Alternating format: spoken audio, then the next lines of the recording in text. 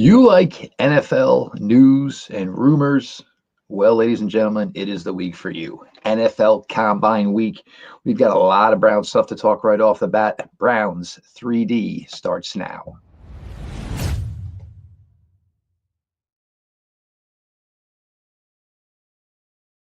Welcome back, my friends, to the show that never ends, your daily delivery of all things Dog Pound Browns 3D, brought to you on the OBR by State Sharpening Mower Sales and Service. Your host, Jeff Lloyd. Appreciate everybody, obviously, for sticking with us here as we ventured into a bigger nightly streaming lineup. Browns 3D kicking it off. You'll have Quincy Carrier after us here today on Monday. You will have Jacob and Sam with the dueling mock drafts after that as well. So get your NFL week started, certainly here on the OBR. Subscribe on YouTube and, of course, subscribe over on Twitch. Again, appreciate all the support, and make sure you're reading all the daily written content over on the OBR. Your first Browns news of the week, and I guess Juan Thornhill kind of revealed this himself on Saturday with a tweet he put out talking about bigger and better things. Kind of seemed like the writing was on the wall. Juan Thornhill will be released. There's still some idea as to when. It looks like it'll be a post-June 1st release. It will net the Browns about $3.4 million in cap space towards the 2025 salary cap. Now, this was, and I'll admit it, I was all in on this signing. Was a huge fan of the Juan Thornhill signing. I was a huge fan of Juan Thornhill's game in Kansas City. I was a huge fan of Juan Thornhill when he was coming out of University of Virginia. I was all for this signing. And one of the reasons I was for it is, Thornhill, in my opinion, was more of a traditional over-the-top free safety, on the roof type of free safety that Johnson had never been. And John Johnson, when he came over from the Rams, Browns basically tried to make him a free safety. He was never a free safety in his time with the Rams. So that didn't work. So I really thought the Thornhill signing was going to work. And, certainly he was, not 100% for most of his time here. The biggest highlight we got from Juan Thornhill was in the preseason in Kansas City. His first year here with the team, missed obviously a ton of time in year one, missed some time in year two. Year one, he came back to be ready for the playoffs, wasn't really 100%, wasn't able to, help the team then. So I believe it's, a couple passes defensed and, one tackle for a loss in a 2-year run for Juan Thornhill with the Browns.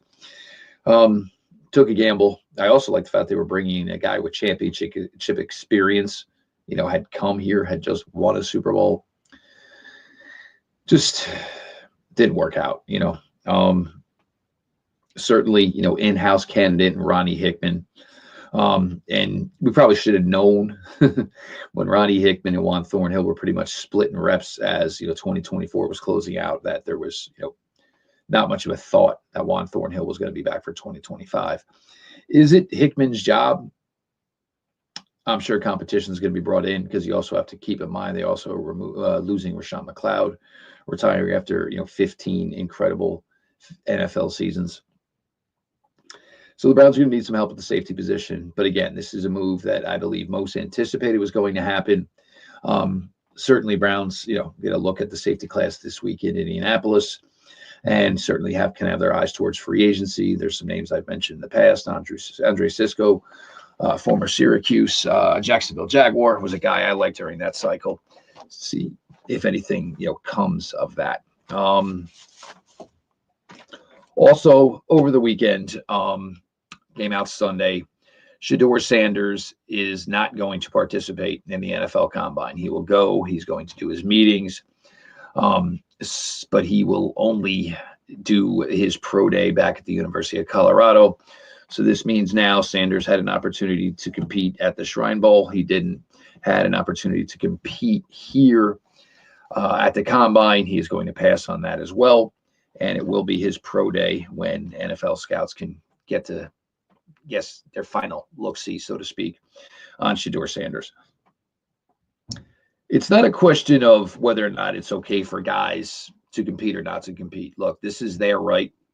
Their representation has put together the ideal plan for them, what should work best as a most successful plan for them. And every case is certainly different. I've heard from a bunch of people trying to say, well, it's, normal, most of the top quarterbacks don't participate. And that's kind of where maybe I have my issue, because some of the top quarterbacks from the past, I mean, we're talking about guys that, I feel were a lot more proven, were more set and locked in as proven commodities and where they were going to be drafted. Just because Shedeur Sanders is the top of a very weak 2025 class, and he's not the top, he's near the top. But just because he is doesn't necessarily mean, that he can put his name down as one of the top quarterbacks ever to come to the combine. And I think that's a little bit of where my issue is. I've been firmly on record with Shedeur Sanders. There are a lot of things Shedeur Sanders does that I absolutely love. I think, visually, when he throws the football, the ball comes out of his hand, when the ball travels, stylistically, it really gives me a lot of, Drew Brees reps. Strength-wise, I don't think he has an extremely strong arm. I'm saying it's probably strong enough. Again, comparison to Drew Brees. Where it turned off for me, for Shedeur Sanders, was just the issues with being rushed and, just not having the athleticism. And that's probably one of the biggest things I wanted to see from the combine, was hopefully going to be athletic testing from Shedeur Sanders. It's not really there on tape. There's not a lot of examples for it. Like I said, Baker Mayfield ran for almost 1,200 more yards than Shedeur Sanders did in college, and nobody thinks of Baker Mayfield as this big mobile threat. The other thing is Cam Ward is in that group that Shedeur Sanders would have been throwing with. Everybody's new quarterback flavor of the week, Tyler Show out of Louisville, will be in that group throwing. And again, I'm just assuming to this point on Cam Ward. We haven't gotten an official word one way or the other. And for me, one of the reasons I always felt it was maybe important for guys to perform at the combine is you have that second opportunity of your pro day if something goes wrong. Maybe you're sick, not 100%. Maybe, the meetings and maybe, combine week was just a little bit taxing and it didn't go ideally as you planned as far as your your feeding schedule, your sleep schedule. So you always have that pro day in your back pocket. And, it always seemed to me that, things went better for the guys who worked out at the combine and then basically didn't at their pro day and kind of became maybe, the unofficial host of their pro day. Look, I'm just talking to teams today. I'm going to let my numbers speak for themselves, yada, yada, yada, because you put together a phenomenal workout in Indianapolis. Shedeur Sanders now is not going to get that opportunity. So for 3 chances to just, show out a little bit in front of scouts, he's going to put it all on the final chance. And again, this is, the path that he and his representation have chose. Me personally, I think it's just the jealousness of us. We want everything to be great. I want to see a guy out there going throw for throw with his direct competition. I think we all remember a couple of years ago, Bryce Young didn't work out. Anthony Richardson everybody was hyping the daylights out of Richardson. And CJ Stroud went in and just, in my opinion, gave one of the best combine quarterback performances I've ever seen. And CJ was just in the zone where the balls needed to be. If the guy liked it up and out, CJ had it up and out. If the guy liked it low, he had it low. If the guy liked it on his numbers, he had it on his numbers. So you have such a great opportunity at the combine. And, for Sanders, I think it would have been big to do it. Again, understand why he's not going to do it. But you just get that one pro day, and if it's just not your day and you're off, and if you're making this decision based on maybe feedback and what you're already hearing from NFL teams, that's fine, but nothing's guaranteed. Nothing is set in stone at this point in time with 2 months to go. But big one there, Shedeur Sanders. We will certainly wait to hear from Cam Ward and others. Ashton Genty has also been another one who said he's just going to interview at the combine and not work out as well. So there's your latest as far as the NFL combine. I told you we were going to talk about every available quarterback that's going to, basically get mentioned and, where they would fit with the Cleveland Browns and whether or not it is a fit at all. And we'll continue on with that here. Everybody stick around. Your latest Browns 3D. We've been talking now, obviously, for a couple of weeks, and we're very, very thankful for the great folks over at State Sharpening Mower Sales and Service in Broadview Heights. If you're local to the Cleveland area, they are your one-stop shop for all things lawn equipment. Listen, you want to spend your Sundays watching the Browns and not cutting your grass. Let the guys at State help you get your weekend back. They specialize in both residential and commercial equipment for Toro. The brand professionals have been counted on for more than 100 years. Whether you're looking for a new, dependable time cutter, zero turn, genuine Toro replacement parts, or expert service from experienced technicians who keep your mower in peak condition, State has got your back. Veteran-owned, the Kane family are lifetime Clevelanders. They are lifelong Browns fans and proud supporters of us here over at the OBR. Again, if you are local to Cleveland, State Sharpening Mower Sales and Service in Broadview Heights is your hometown team for all your lawn equipment needs. All their info is at statesharp.com. That is STATESHARP.com. Browns 3D continues. Your host, Jeff Lloyd. Of course, we, again, appreciate everybody, all the support here for the nightly streaming on YouTube and, of course, on Twitch. You'll have Quincy Carrier after me, and then, of course, you get the dueling mock drafts with Jacob and Sam afterwards. And, again, continue to check out the written content. Make sure you're subscribed on YouTube and, of course, over on Twitch. One of the latest veteran quarterback names that has been mentioned in regards to the Cleveland Browns. And this one, I'm not necessarily sure how this one is going to work out. But the Los Angeles Rams have given Matthew Stafford and his camp the permission to go out and perhaps seek a deal with another team. Basically giving the Rams the right to, take on the deal. Matthew Stafford, at his age of 37 years old, is trying to gauge what his market worth is currently. There's a lot of belief that nothing's going to change between he and the Rams. They will continue their courtship. But basically, the Rams are saying to Matthew Stafford, we're not necessarily sure what your market is. So why don't you go out, and then maybe we can get an idea on what the market value is now for Matthew Stafford.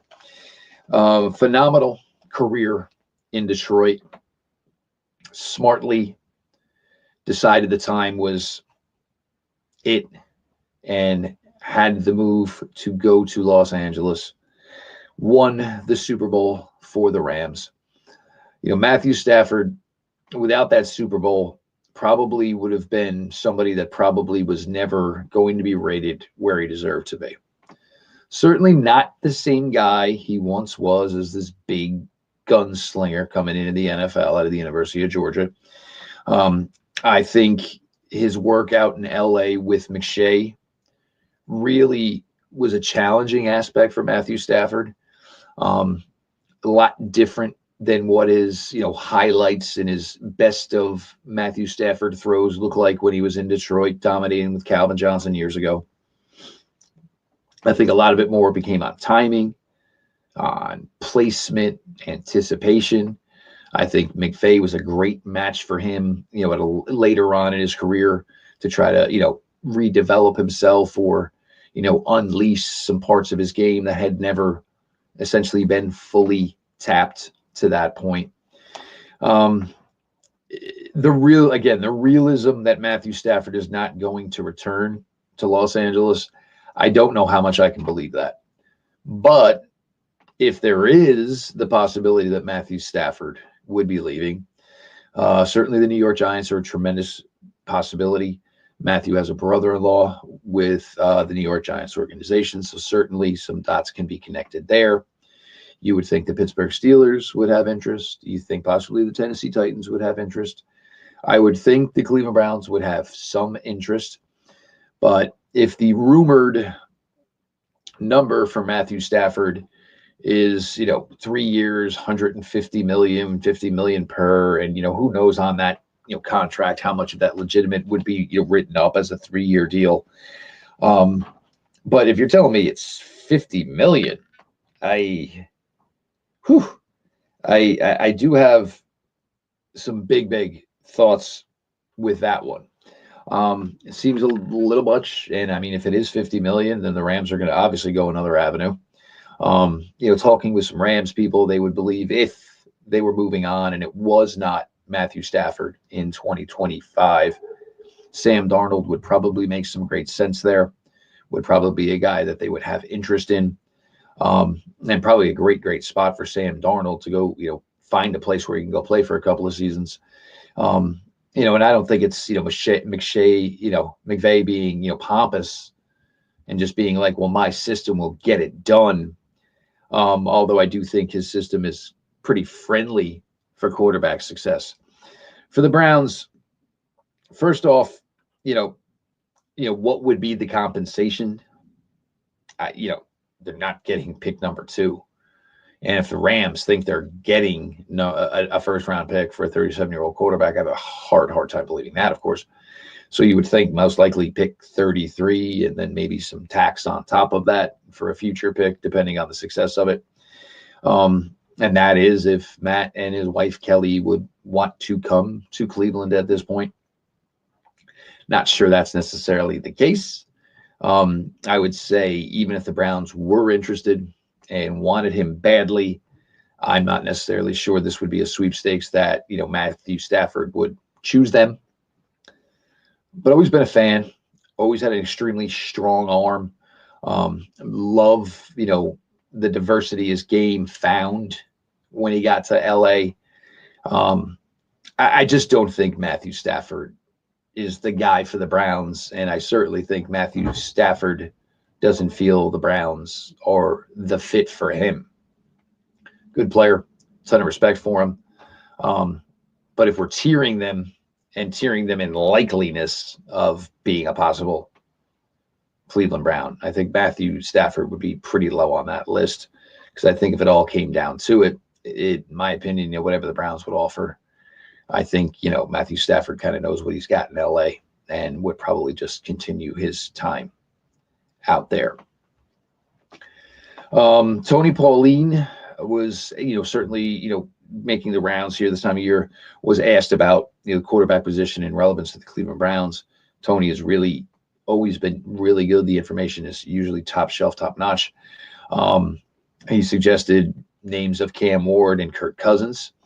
The way it was said and nobody followed up, I don't know if he meant one or the other or both together. I do think it was interesting that he said Cam Ward, because, that basically maybe gives you the instance that the Tennessee Titans would not go Cam Ward at 1. Again, everyone I talk to Tennessee-wise that I trust, they have not changed yet. They still believe that Cam Ward would be the pick number 1 overall. I have a hard time believing Tennessee would do anything else but go quarterback at 1 overall. Your head coach is going into his second year. You just fired a GM because he was the one that thought it was going to be Will Levis that was going to work out for you, which obviously didn't.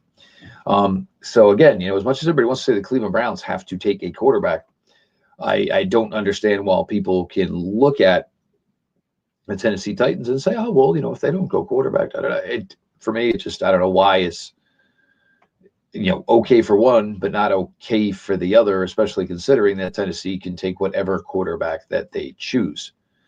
The Browns may not be given that opportunity, certainly. The Cousins thing, and look, this has been one of the first names that has been connected, certainly, to Cleveland, from the day, where we, heard from the Falcons that it was going to be Michael Penix's time.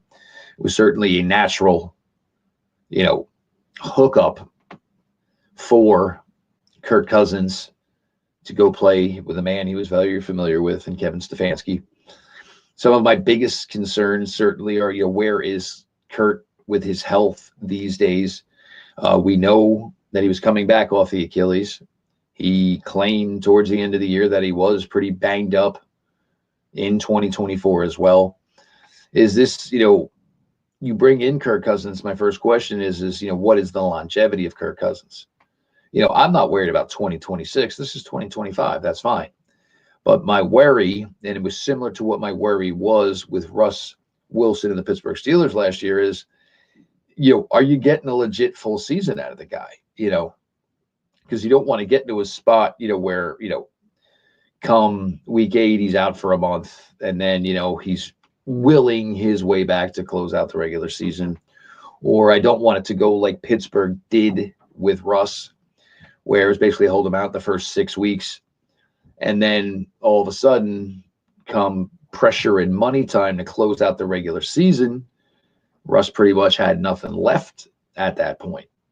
So that is my biggest question. And look, I'm okay with bringing in Kirk Cousins. I believe a lot of us are okay with most of these veteran quarterbacks if it doesn't mean we ever have to see number 4 again.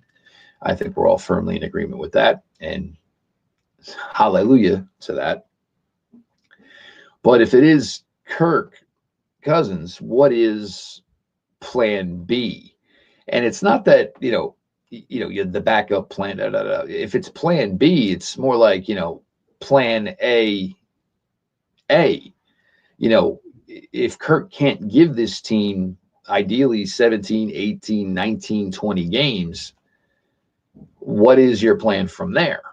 And, to just run Kirk out there and then pull him like you did Jameis this year to, maybe secure draft position. Don't necessarily know that I like that idea, or I agree with that idea. I put out a tweet the other night, and I guess it was Friday night, and everybody seems to talk about, the Browns and the veteran quarterbacks. Everybody seems to talk about the Browns and the draft quarterbacks. Not many people try to find a trade partner of a quarterback for the Cleveland Browns. I came up with 2 names. Very similar guys, both big. One's a little more agile. Both were 6th round picks. One was in 2024. One was in 2023. First one just won a Super Bowl ring with Philadelphia Eagles. Got to play a little bit, played sparingly, then got to play the regular season finale for the Eagles. Talking about Tanner McKee, former 6th round pick, former Stanford Cardinal, 6'6", big kid. A little bit he got to play this year. It was 30 of 45 for 2 touchdowns, a little under 300 yards. Looks pretty good. One of the reasons I bring up this name, Kenny Pickett still has a contract for 2025, which would be his final year on his rookie contract. Jalen Hurts is entrenched in the quarterback job for the Philadelphia Eagles. It's his gig. It is just that simple. So with Kenny Pickett being there as your primary backup for 2025, there's Tanner McKee, who would maybe have an opportunity in what would be his 4th year in 2026 to maybe compete for the job. That's the backup job. Tanner McKee's got no path to ever getting an opportunity to be a quarterback for the Philadelphia Eagles, at least the starting quarterback. So that's why, for me, if I'm the Browns, I'm calling Philly. And, hey, here's a pick. What can we do? Big, strong arm kid, showed some pretty decent accuracy. And a little bit he got to play this year, but there is no path for Tanner McKee with the Philadelphia Eagles in any way whatsoever. So, yeah, I'm going to explore certainly the veteran free agent quarterback market. I'm going to certainly explore the draft, but it doesn't mean we have to ignore possibly trading for a quarterback as well. As I said a million times over, they're bringing in 3. Second one, we talked about this name, and it was week 18 when he finally got the opportunity to play a game for the New England Patriots. He did take an official 30 visit with the Cleveland Browns during the 2024 NFL draft cycle.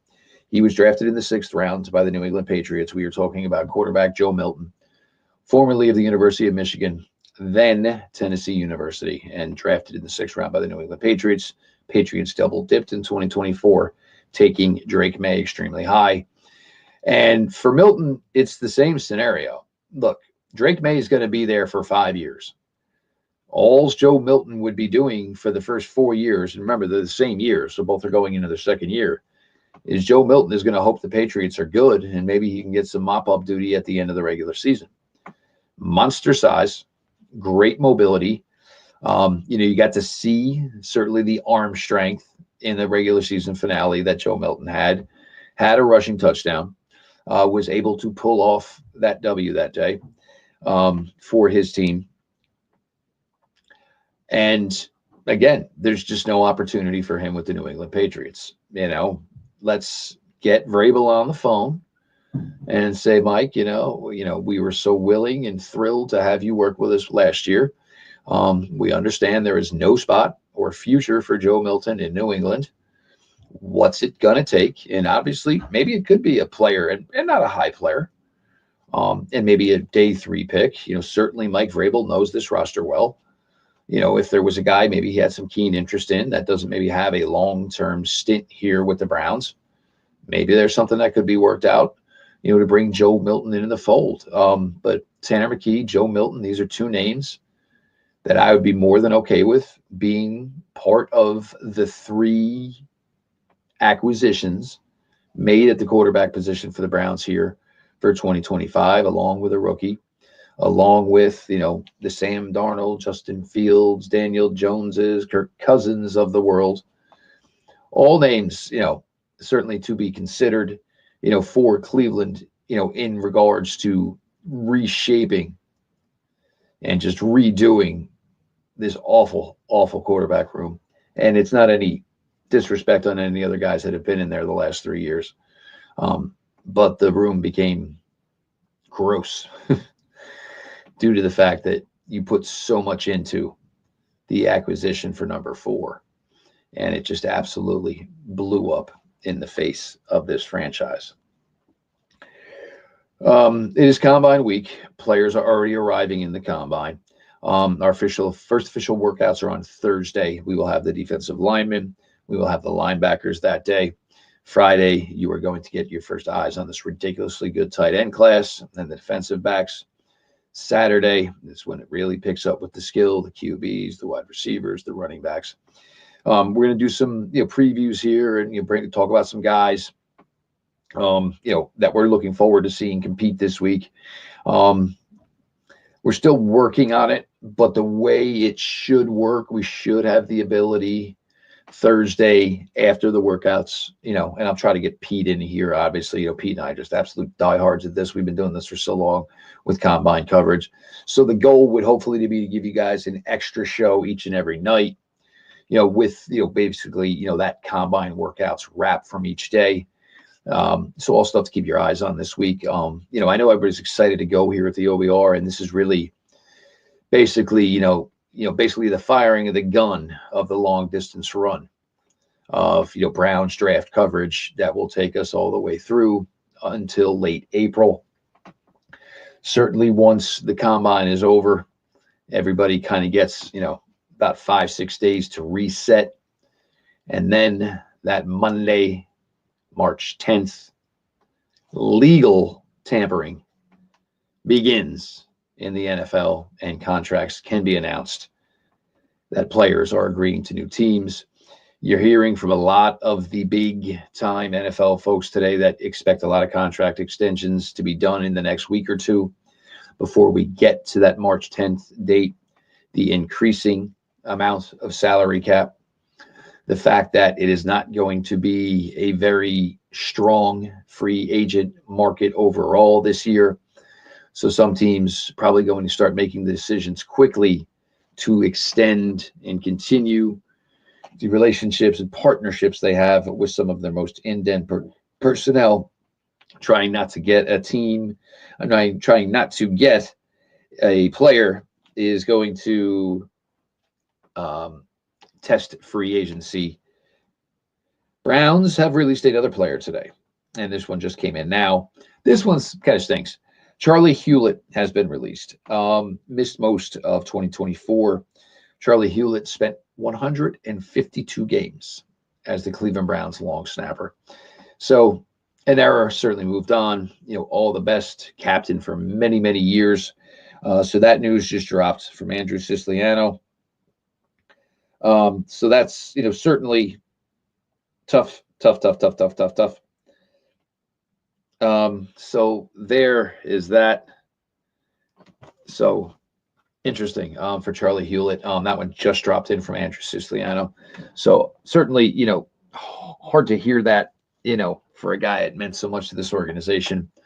But there comes a time where the mind is willing and the body is unable. And maybe for Charlie, that's where it kind of got to be. We've covered a ton here today. Certainly Juan Thornhill has been moved on. Juan will be playing elsewhere in the NFL in 2025.